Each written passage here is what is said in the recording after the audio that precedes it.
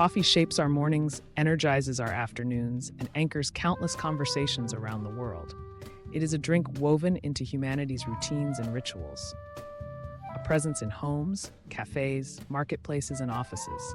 Yet behind this simple daily pleasure lies a story stretching across centuries, continents, and cultures. A story filled with discovery, trade, conflict, creativity, and transformation.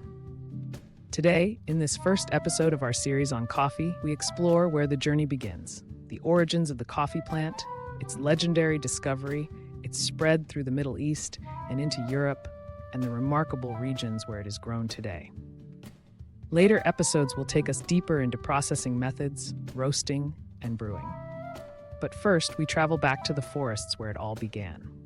In the cool, rugged highlands of Ethiopia, where forests cling to steep mountain sides, we encounter the legend that has captivated storytellers for centuries. Kaldi, a young goat herd in the 9th century, noticed that his goats became unusually energetic when they nibbled bright red cherries from a wild bush. Curious, Kaldi tasted the cherries himself and felt a similar rush of vitality. He carried the fruit to a monastery where the monks, suspicious of its effects, cast the cherries into the fire. As they burned, a rich, intoxicating aroma filled the air. Fascinated, the monks raked the roasted seeds from the embers, ground them, and stirred them into hot water. A new drink was born, one that would soon reshape the world. Ethiopia remains the heart of coffee culture. Here, coffee grows among ancient forests, and families roast and brew it in homes in elaborate ceremonies that blend hospitality with artistry. Ethiopia's diversity of coffee is extraordinary. Thousands of heirloom varieties thrive in these landscapes, each with its own floral, fruity, or tea-like character. To drink Ethiopian coffee is to taste centuries of tradition and the birthplace of the plant itself.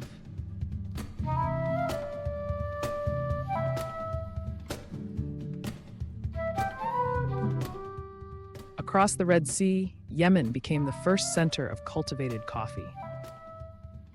By the 1400s, scholars and Sufi mystics embraced coffee as a drink that sustained them through long nights of study and prayer.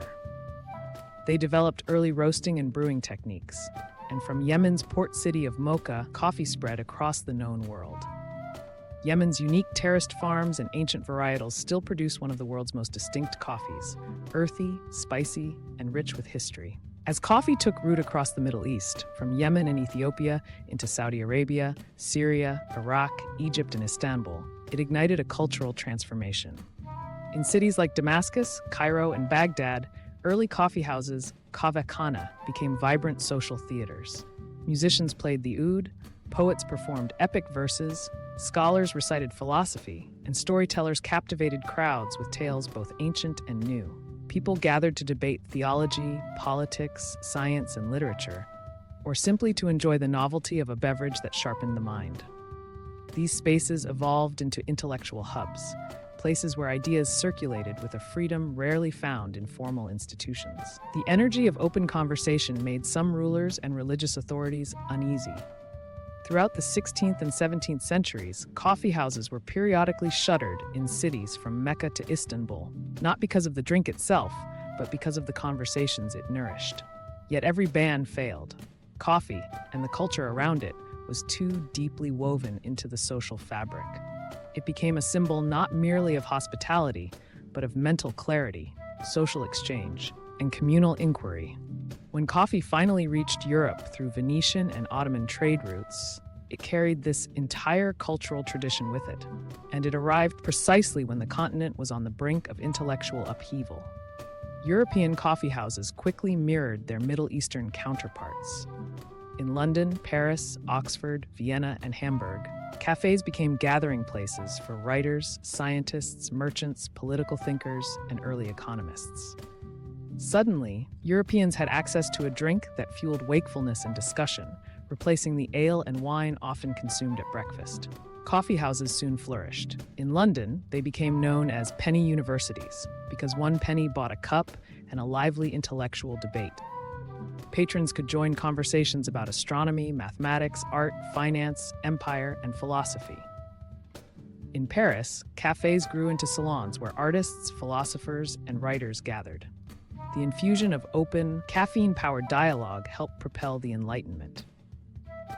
Some of the world's most influential newspapers, scientific societies, stock exchanges, and revolutionary ideas began in or around coffeehouses. Voltaire, Rousseau, Newton, Diderot, Adam Smith, and countless others wrote, debated, and refined their thoughts in these caffeinated chambers.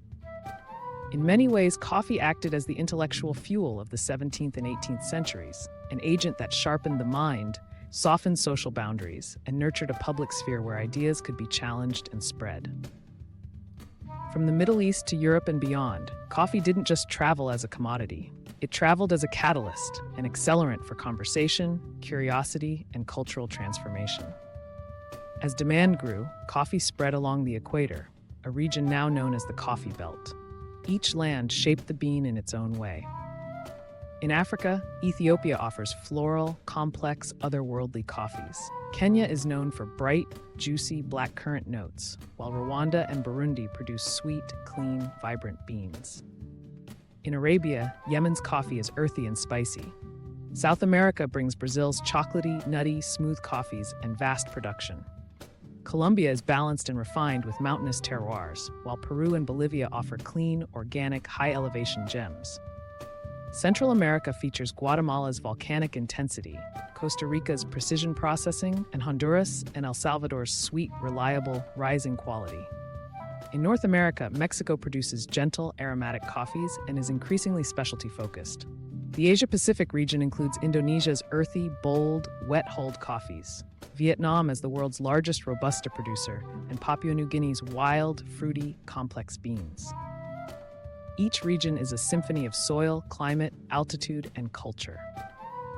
Coffee is a botanical universe with hundreds of varietals. The major species include Arabica, celebrated for its delicate aromatic nuance, and Robusta, valued for its stronger, more caffeinated resilience.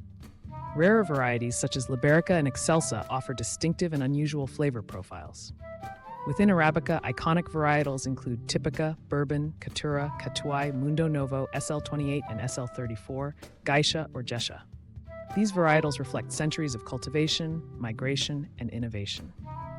Processing determines much of coffee's final character by how the layers surrounding the bean, especially the pulp and the sticky mucilage, are removed.